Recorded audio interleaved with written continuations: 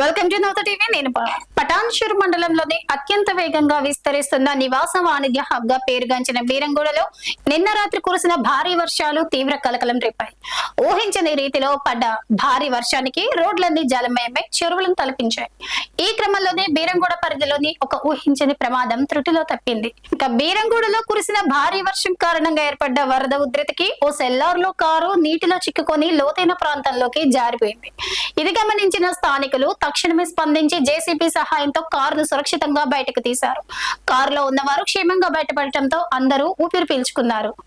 ఇక ఈ భారీ వర్షాల ప్రభావం బీరంగూడలోని మల్లికార్జున నగర్ పరిసరాలపై తీవ్రంగా పడింది. ఇక్కడ పలు అపార్ట్మెంట్ల బేస్మెంట్లలోకి వరద నీరు భారీగా చేరడంతో పాటు ముఖ్యమైన రోడ్ పాయింట్లు పూర్తిగా జలమయమయ్యాయి. దీంతో నగర జనాభా తీవ్ర ఇబ్బందులు ఎదుర్కొంటున్నారు. ఇళ్ల నుంచి బయటకు రాలేక నిత్యావసరాల కోసం తీవ్ర అవస్థలు పడుతున్నారు. వర్షాకాలంలో లోతట్టు ప్రాంతాల్లో ప్రయాణించే వాహనదారులు, అక్కడ నివసించే వారు అప్రమత్తంగా ఉండాలని అధికారులు సూచించారు. ఇక ఏదేమైనా మల్లికార్జున నగర్ లాంటి వేగంగా అభివృద్ధి చెందుతున్నటువంటి ప్రాంతాల్లో వర్షాకాలంలో డ్రైనేజీ వ్యవస్థలు, లోతట్టు రోడ్లపై వాహనదారులు స్వయం నియంత్రణ పాటించడం ఎంతైనా అవసరం. ముఖ్యంగా అపార్ట్మెంట్లలో చిక్కుకున్న ప్రజల ఇబ్బందులను దృష్టిలో ఉంచుకొని మున్సిపల్ అధికారులు ఇలాంటి నీరు నిలిచే ప్రధాన రోడ్డు పాయింట్లపై ప్రత్యేక దృష్టి సారించి తక్షణ చర్యలు చేపట్టాలని స్థానికులు డిమాండ్ చేస్తున్నారు.